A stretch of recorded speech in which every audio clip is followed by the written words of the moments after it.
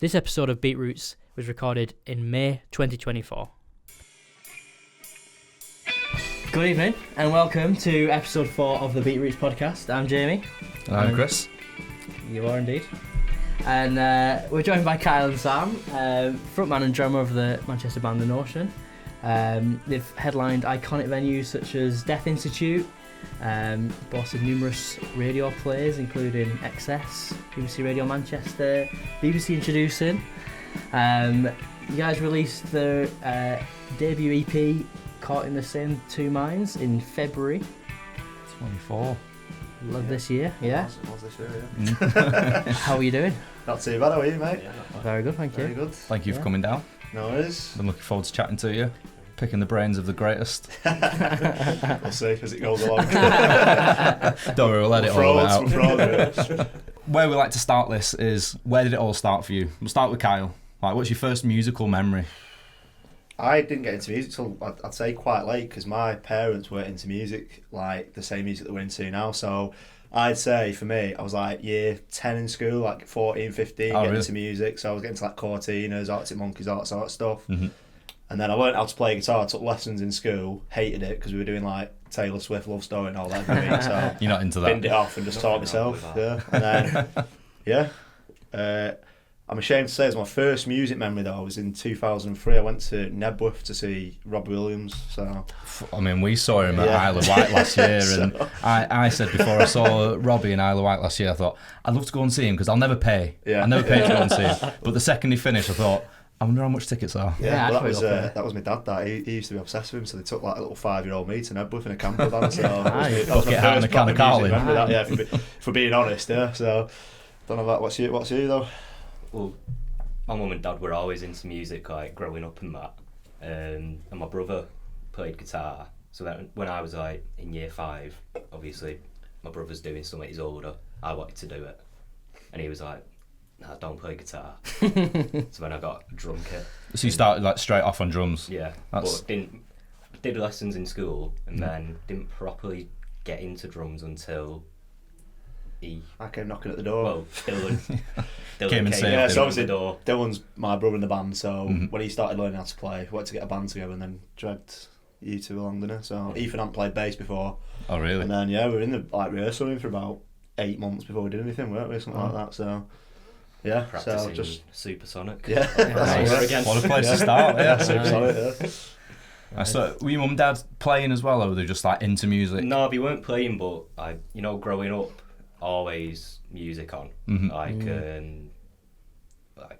think one of the first albums I ever heard was Arctic Monkeys' debut. Just always on in the car, and nice. Like Beautiful South, stuff like that. So yeah, just always had some sort of music on in the house and just remember it growing up and stuff like that. Yeah. Started off young. Yeah, I had to go finding it. I was into like searching high and low. Dance music and all that, like stupidly bad dance. A lot of my friends were like that at school. Yeah, I probably didn't get into music till a similar age where I think Kasabian I started listening to. I was like, oh yeah. I don't mind a little bit of this. I think they're still best band I've seen live then. Yeah. Really? When Tom was in it. Yeah. I've not seen him since then, but yeah. I'd seen him at the MEN. Yeah. It's different, but it was it was good. Fair enough. Kasabian are a massive band, aren't they? They're just better live as well, aren't they? Like compared to the tunes are made for being played live, so it's different to... I wasn't so sure about the new album that I can't remember what it's called now. Alchemist Euphoria. That one, a bit weird, isn't it? Yeah. But again, it was a live kind of album. I got into the songs a little bit more, but as soon as I saw them live, like, okay, I get a lot of this now. I really get it. So the EP came out in February. You want to tell us a little bit about that? Like, how did the idea come about? Was it we are doing an EP, or did you have the songs already? No, yeah. So I think because we'd just brought out singles previous to it, we always thought that like we were restrained to the same songs. Like they've got to be a banger. They've just got to be commercial. Yeah. So we were like, we want to bring out. We've got loads of like slow songs or songs that are a bit different. So we thought, let's bring out an EP so we can experiment with that a bit. So they were like like half of the EP though, they were like just old songs. So there was one called Still in the Dark. That's like one of the first ones, really early songs we had, and we sort of revamped it. From like the start of the band? Yeah, like 2018 or something, yeah. It was like the fifth song that we ever did, got revamped, then I put a bit of that Denzel Washington speech in it, so it's got that in it. And then it's good that. It's not too long was written in lockdown, so that was like 3 years ago now. Mm-hmm. Is that the one we did? We did a demo review. You flying through all the questions. Oh shit! No, it was. But yeah, no, I was going to ask you about that. Yeah. And then Once Again was last year, and then Slowdown was about a couple of years ago. Yeah, but Slowdown was always going to be like the title track of it, the lead track of it. Okay, yeah. Because that was like the catchiest one, and then just had all the 4 songs are different on each, like different to each other. I think so. It's just a good body of work. So yeah, I enjoyed. So how long was it from having the idea of having the EP to putting it all together? Did you have to record some of the songs, I'm guessing, if you've had them just kind of pieced together? So we worked with Oliver Shillito, didn't we? He was like Rosella's producer, and he messaged us. But we were going to message him anyway because we really liked their sound. Oh, that's proper chance, that, isn't it? Yeah, and then we went in, I think it was in the cinema for some reason, he messaged me, I was like, oh, I was going to message him anyway. And then we did Stay, the single before the EP. Yeah. We did that with him. And then we did Still in the Dark with that same recording session. Okay. But we kept Still in the Dark for the EP. Yeah. We just did Stay as a single. And then we went back with him. And then, just did the EP in full. We just did it in a weekend. 2 weeks. 3 days. 3 days. Because we were thinking as well about potentially having Stay on it, but because we'd released it and then it was like so far before the EP was it don't really, it's kind of taking its course. So it was like, it's a good song, but it's sort of just adding a song we put it on the physical version of the EP, though, didn't we? Put it on the CDs and stuff. So there's, But have you done many physical No, stuff? always, that's the dream, to do vinyl, but we just never thought it was feasible to do. And then when COVID happened, obviously what we've heard is that it takes ages for them to get on. You'll know, won't you? Anyway, you've done it yourself, haven't you? But did you message us about who we I think I messaged you about it, but we never ended up doing it. We just thought it wouldn't be feasible to do as well. Like we didn't have the money for it, so we thought we'll do the CDs for this one. It's expensive. You were with us when we were doing it. So expensive, Just about. If we do an album, but hopefully. Like, it's worth doing because you've got it then, and people buy them as well, don't they? They do, yeah. Like, even people who've never heard you, like gigs and stuff. But if you got, because I think we've still got some lying around. I think you've got them in every gig you go to. Like someone might just pick one up. Yeah. So it's not for us. It wasn't about having to, and I imagine it's the same for you. It's not about like we have to buy so many and we have to sell them. We just want to keep giving them out and sending them off to like radio stations and stuff. It's quite it's a momentous thing to have, and it's like that's what we wanted. That's what we want to do. That's why we got the CDs. We definitely wanted to do something for the EP because it's a debut EP. But I think the vinyl might be in the future. Hopefully, I like how the CD looks like a vinyl. Was that intentional? Well, it was like a poor man's vinyl. It's a charity shop version of vinyl, isn't it? So just don't put that on your record player. That's what we put on the store as well. So because there's the vinyl CDs on it, we thought people might buy it, think it's vinyl, but this is not a vinyl. Not that good. Not good enough for vinyl yet. So just quickly before we move on, you brought up the bit of the sample vocal of Denzel Washington. We were chatting not so long ago when we did that demo, didn't we? And where did that come from? Is that something you're like, we are doing this at some point, or was it? He just brought it up. He was there and just went in one day and was like, I've had a mess about with Still in the Dark. And we were going, he always does it where he's like, I've had a mess about with something and just adds something in. Yeah. And then... That's what I do though. Does it all stick? Literally, it's the bridge of the song. Choice. Yeah. Bridge of the song. He makes the decisions. Sam, blink twice if you're in danger. No, it's just it's just in the bridge of the song. It was quite repetitive for about 30 seconds. I thought it needs like a speech in there or something, and I love songs that do that. You know, like Iron Sky and like we were talking about stuff like that. And I thought it fit. I found this speech on YouTube, and I've literally just ripped it off and like cut it up into bits, put a bit of reverb on it, and then stuck it on the demo. But it fits with the message of the song as well, so it was quite a good one to do. But I was trying to. I had the idea of having a speech before I found the speech, so I definitely wanted something there. But then I was just looking around for a speech. I didn't. Yeah, so that was it really. Nice. So I was going to say, Wasting Time, first single. It always goes down a storm, like your live gigs. Like, do you still play it live now? Yeah, we played it on last week. Not as much. It's a weird one for us because it's not our favourite song, but it's good to play live. Yeah. It's the one that everyone sings the most. Yeah. We've never been able to get away from that. But it's like the... Are you trying to get away from it? No. Because suppose if... It's a good song. It's just, I feel like... We're more biased, aren't we, because of the newer songs? But we're exactly. You want to play some of the new stuff. Like we feel that we've got better songs than that, but then again, it's good to play live and everyone's singing it. So usually we'll do like if we do an headliner, we'll do it. But if we do like an half an hour set somewhere, we used to. We finish on What We're Expecting now. Oh, okay. We do like a 6.5 minute version of it, don't we? So it's sort of like the penultimate song Wasting Time, Yeah. you're back into what you're expecting usually But to like, finish remarkable. I don't know if you were there. The Deaf Institute headline, we got cut off to the last song, so we haven't played it. Is that the question? Well, let's bring it up now. Yeah, It was ridiculous. The fact that you're doing a 6.5-minute version, I thought, oh, that's just that wasn't screaming. that wasn't them. We actually opened up with what we were expecting for it, didn't we? That week, but we didn't have Wasting Time.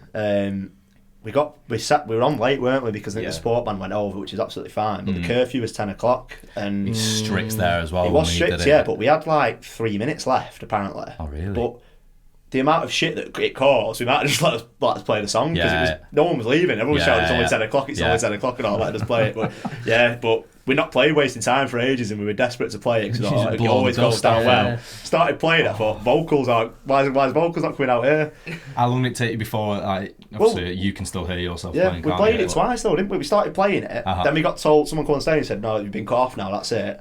And then somebody else come up to us and said, "Right, no, you can play it." So we played it about 3 times, tried to play it, and then how much of it did you get through a full song by the end, or it was just we got to the first verse and my mic was cut off, so everyone started singing it, which was good. But it must have been quite bittersweet. To be honest, I was pissed off with the sound guy, but to be fair, I felt sorry for him because it wasn't his fault, and he was getting abused. Like, there was people like kicking off, and it was like the referee on Saturday there, isn't he? So, but.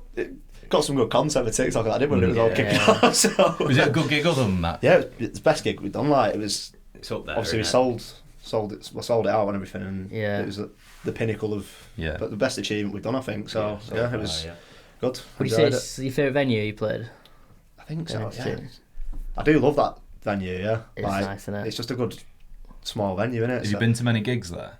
I've been to a few, but not a lot. But I like Gorilla as well. We played Gorilla years ago before lockdown, didn't we? As well, that was good. Gorilla's a very good venue. Yeah.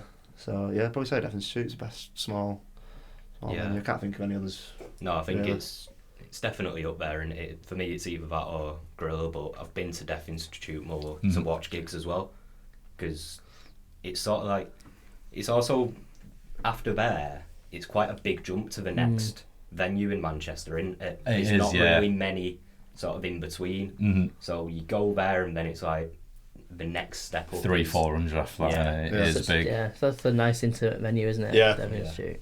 So just going back to Wasting Time, obviously you still play it live a little bit. Yeah. But it's labelled as a demo. Yeah. Have you ever thought of re-recording that? Yeah, we definitely want to, because it's so that song, or the first time, that's the first time we'd ever been in the studio recording that. So it wasn't, and it was a very interesting experience because we turned up the first day to record and then he didn't turn up.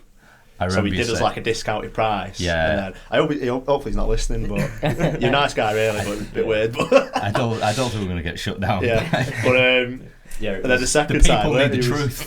Second time we got there, he forgot his keys. So there was a guy living in the studio space apparently. So we had to hop over the fence. There was barbed wire there. So that's put where his he got jacket his name over. from. He had to break into his own studio, then record it. But we didn't really know what we were doing, and it was quite rushed. We did it in a day, and then I think when we'd recorded it, we were all we listened to the final product. We were going, brilliant. Oh yeah, this is amazing. Yeah. And the next time we went in the studio, knowing more about it, we then listened back and went, that could have been a lot better. Yeah.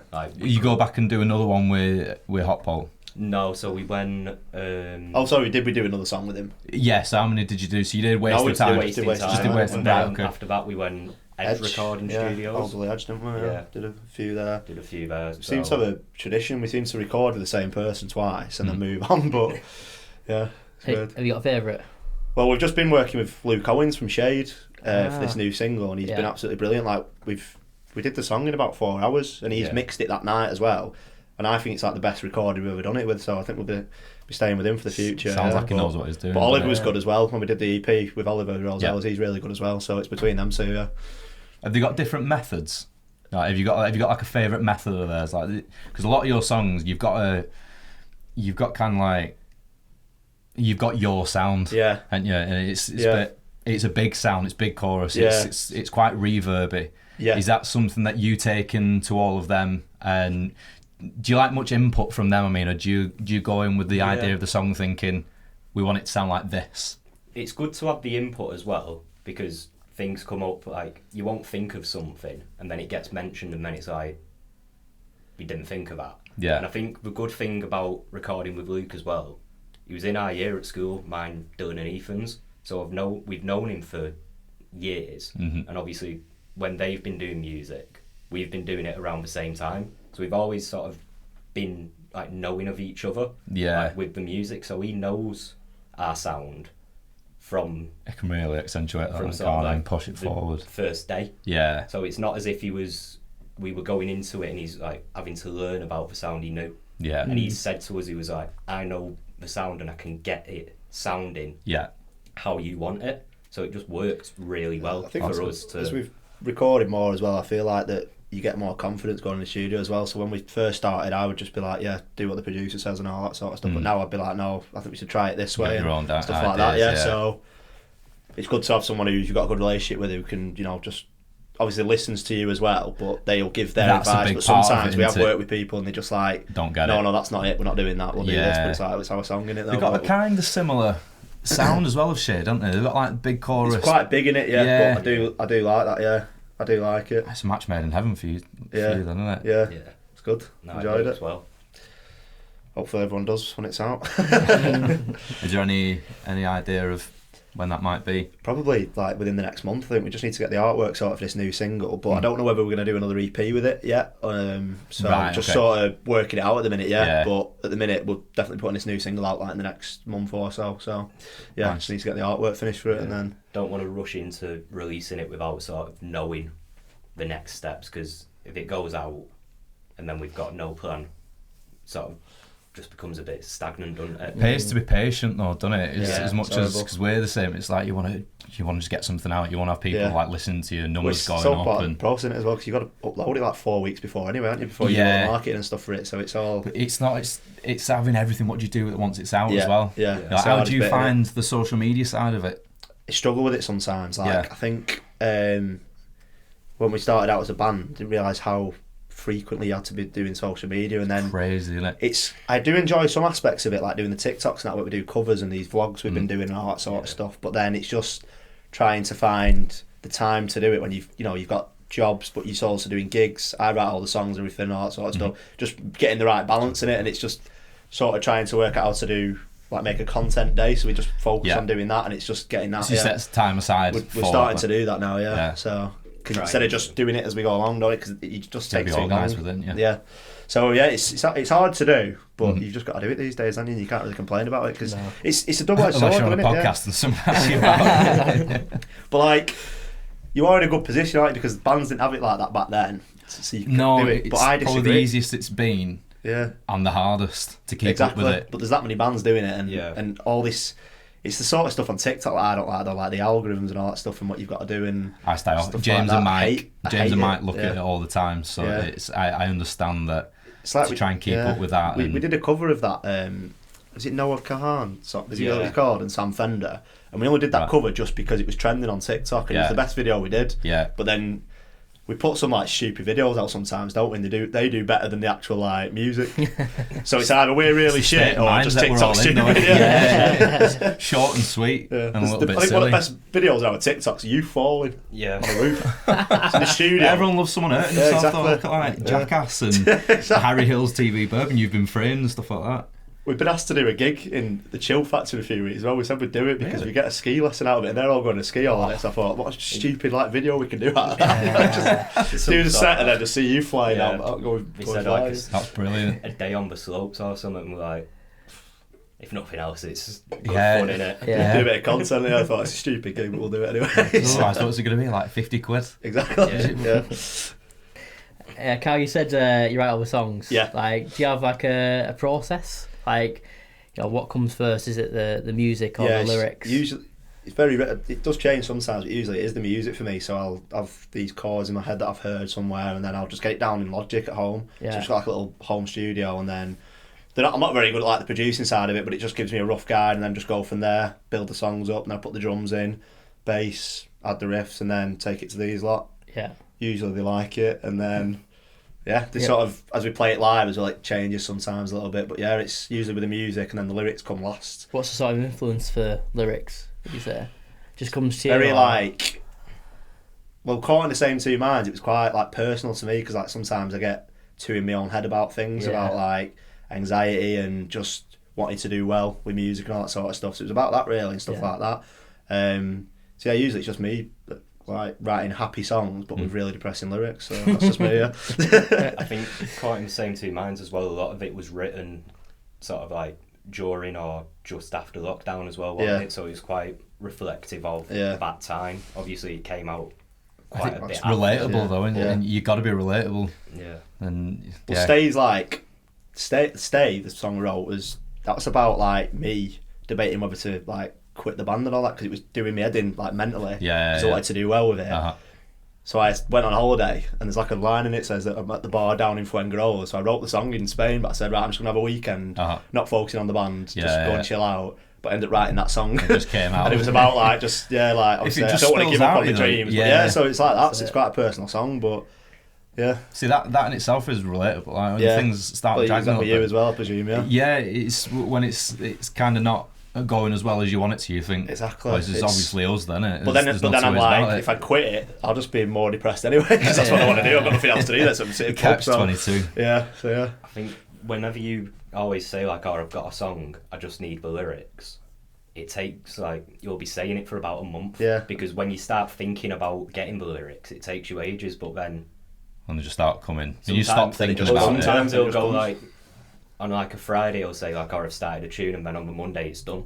Yeah. Then as quick as that sometimes. Like just no, because it all just like comes out. Yeah. It's when you start thinking about the lyrics, going, "I don't know what to put here." Mm-hmm.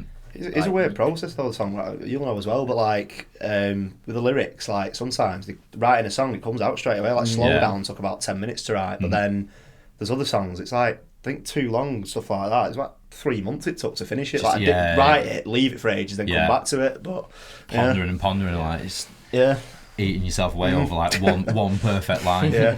So you said that you record at home. You record a lot of demos. Like when it gets to the band, is there much? It's like the drum parts you write. Will you take the basis of that and then add fills? Add like obviously like the more the drummer minded parts. Yeah. So he'll like record the drums and say like, "This is what I want," sort of this thing, and then usually because the drums take the longest because like you can play bass, you have to draw them in on MIDI, don't you, and stuff and all that. So when you're showing like Ethan and Dylan the stuff, you can play it yourself. Whereas with the drums, we usually go in just me and Kyle and go through that separately. Yeah. Because it saves a bit of time. Doesn't it? Otherwise, Dylan and Ethan have just sat there for 2 hours me watching me hit the drums over and over again. So we go in and sort of like get the drums down, know what we're doing with that, and then take it from there a bit more. Just saves a bit of time, and then we can properly. Sounds like you got a good process then. Yeah, sit through it properly, and like if there's bits I'll say, "What do you think of this?" And just go through it from there, and then favourite song yours, like recorded or to play live? What's your favourite song, or is it even released? I think for me, I think the best song I've done that we've recorded is Slow Down.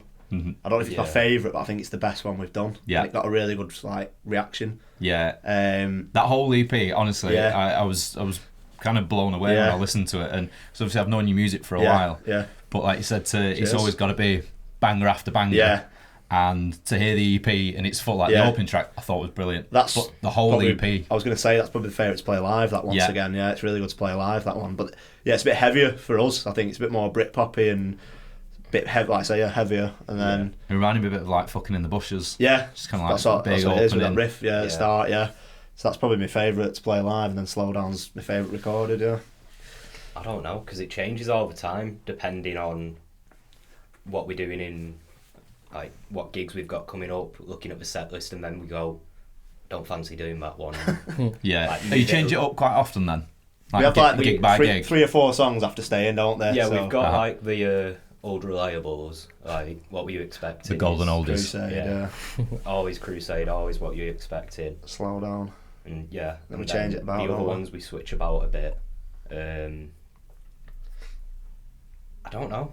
I think my favourite song that Kyle's written is probably Far From Last, which we've not released, but it's the first We song. did do that with you in a demo, actually. That was one of the ones we did with you ages ago. But it's like, I think the first song that you wrote and showed to us that was a bit sort of slower. Yeah. Had more of like a emotional side to it than, you know, like the big band. Fast paced. So I think that one is up there for me. And Here's Hoping as well. When I did that demo, that was one of the more pleasurable ones that was stuck in my ear. That bass line. Just it's weeks after. I can't remember how it goes now, and I don't want to right now. No offence. But yeah, do you think that'd be EP song then? Have you got? We've got quite a few songs. Yeah, we just need to go through them all and just decide which ones, because we've got quite a few new ones as well. So it's a good position to be balance, in that. Well, yeah, it's a balance between having loads of old ones and probably put some new ones on it as well. Yeah, but Back Far From Last, that's not been on it. Here's Hoping. And there's a couple, No Intentions that's coming out soon as well. So there's a few, yeah. We've been going through our old songs quite recently, haven't we? Like re-going through them and sort of like going, like these songs that we've not played since before lockdown. Right. Yeah. Because when we got back in from lockdown, he'd written we did a few loads of more new songs and then they never got put back in. They got sort of put back, and then we went, we've got these tunes, let's at least try them. And a lot of them, again, we've gone. Forgot how they're alright, these, aren't they? Yeah. Want You to Know, for example, which we've released. We've not played that in Is that ages. one of the more recent ones? Was That's that like just before the EP? Second single ever. Oh, really? Yeah. So it's like really old, but we played it at a gig on Friday. It's the first time we played it in about 4 years. But oh wow. Yeah, I wasn't a big fan of it at first, and I've started playing it again. I've got back into it now. Yeah. So. Do you ever go back through them and like gut them and think? Not why have I put that there, but do you think that'd be better here or that'd be better there? Or should we drop this part? Or are they kind of they are how you want them? You've just stopped playing them. There's a couple of songs which we've looked at and gone might need to rework it. Yeah, because there's a couple. You've written a couple of tunes and then taken parts of songs out of it and added it into another song. Like there was Sky's the Start. Yeah. Which we've not done in completely changed that, didn't we? Brought that back and then changed it and then took it out again, and I think you took part of it and put it into a different song. Yeah, like I think with that as well, it's more lyrically. I think for me, when I started the band, I don't think I was as good at writing lyrics as I am now. So we usually come back to it. I think the music's alright, but I changed the lyrics. You got more to say now, don't you? Yeah, exactly. It comes with experience. Yeah, that's what I mean. I was just a little dickhead kid when I started this man now, right? 26 now. You all work full-time jobs. Yeah. So how do you balance it? Like you're working full-time to, the band stuff, rehearsing and recording music. Yeah, we just work Monday to Friday, don't we? But we just try and get in as much as we can in the rehearsal room, and then trying to do. I do all the socials and everything like that. So I just I work from home as well a lot. So okay. I can just slack off a bit when I'm doing all socials now. Yeah. I don't really enjoy it. Yeah, I mean, what do you all do for work? I work in a hospital. As a doctor. Yeah. Dr. Short. I sell gas. It sounds like you're selling magic beans. We need to quit these day jobs quick. Work for a gas supplier, and it's as fun as it sounds. So, nice. Yeah, not great. What about Dylan and Ethan? Dylan's an electrician. Right. And we don't even know what Ethan does. He's got this van. He drives all he gear just keeps turning up drives all the gear in it. He works for a company called Talent, but I don't know what he does.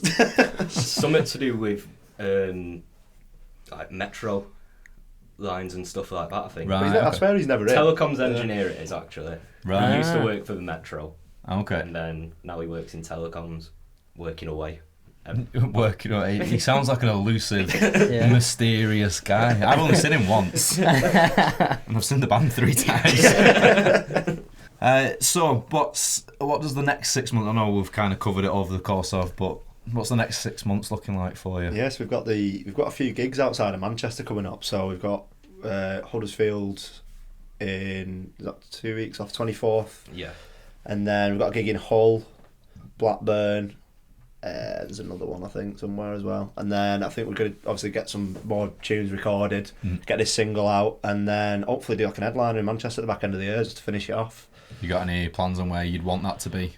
I don't know yet, to be honest. Yeah, not really planned it yet. It's just something we definitely want to do, but we've got nothing. It's down to availability as well, though, because plans never match up with. We're sort of working with different promoters at the minute as well. We're sort of in a bit of a weird phase of which promoters to work with, so we're sort of going through trying to find the best process for live gigs at the minute. Yeah. Find your own glass slipper. Yeah, we're in a bit of a weird place at the minute with it. Yeah, but we've been trying to get more gigs outside of Manchester, so we've definitely done that this year. So yeah, that's what we've got coming up. How have you found that? It was really weird because like we did that Narden festival in Sheffield a few weeks ago, and on the back of that, like we impressed this guy, and he said, "I've got a venue in Hull." So he said, "Do you want to play? Do you want to play it?" Obviously, I don't know how it's going to go yet, but we've got one in Huddersfield as well. That's main support in it. So I think if you can get them out like a main support site outside of like Manchester, I think it's quite gold good. Dust, but that, isn't it? with a headliner, we'll have to see how it goes. But hopefully, we know a few people that be coming to that Hull one because they've seen us at Narden, so there'll be a few people there. It's just how many people will be there. But give it a go, see how it goes. Yeah. Oh, good. Nice one. You're gonna play as a bit of an acoustic. Oh yeah, shit! I'm track. playing. I forgot I was playing. Yeah. Yeah. What's the tune? We're gonna do the new one, No Intentions. It's not out yet, but yeah. What's the date of release of that one? It's not out. Not like said yet. No. Like next month, I think it'll be. Okay. So yeah. That would be telling, wouldn't it? It's coming out soon. Don't know when yet though. But, yeah. What's it about?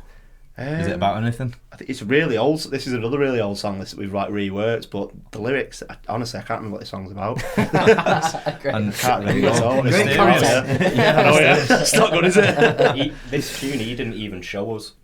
Yeah. It was like he wrote it, thought it was awful, and then I think we were going through another song, and I saw it and was like, "Show us that one." And then you put it on, and I was like, "Why have you not shown us this?" You are your own worst critic sometimes, aren't you? Absolutely. As a songwriter. 100%. Yeah, definitely. So we've got The Notion with No Intentions.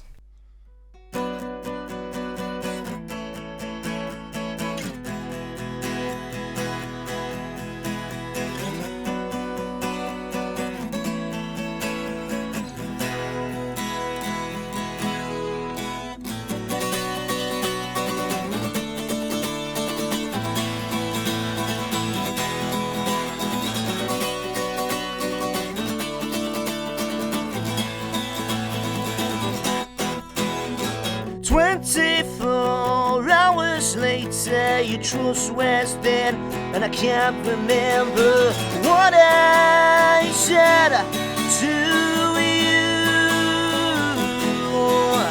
And your desperation knocks you down.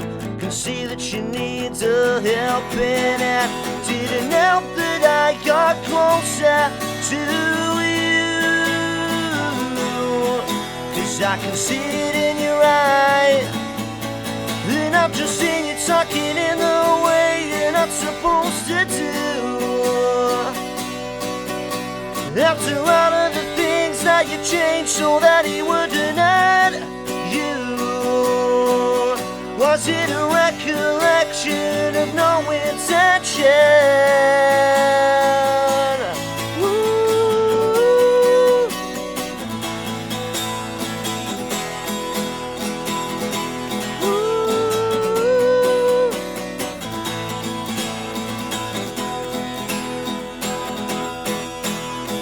24 hours later, still all your words are fabricated, but I'll stay for you. Another altercation knocks you down, but my head's a mess, my mind's going round. Didn't help that I got closer to you, 'cause I can see it in your eyes, and I've just seen you talking in the way you're not supposed to do. After all of the things that you changed so that he would deny you, was it a recollection, no intention?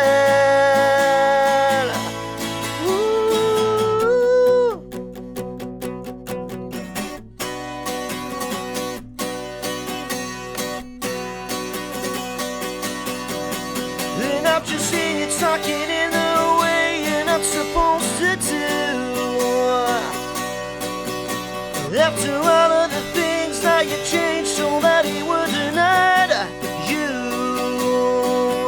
was it a recollection of no intention?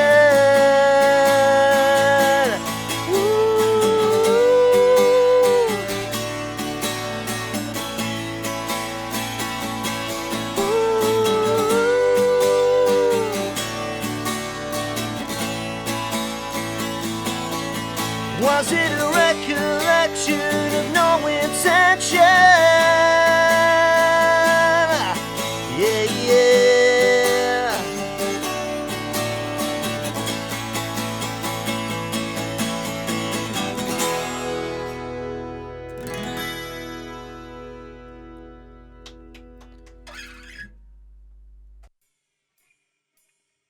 So that was The Notion with No Intentions.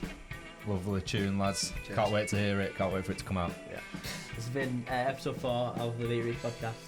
Thank you very much, lads, for joining us. Cheers, thanks for Nice having us. one. Nice one. We'll see you later. Thank you.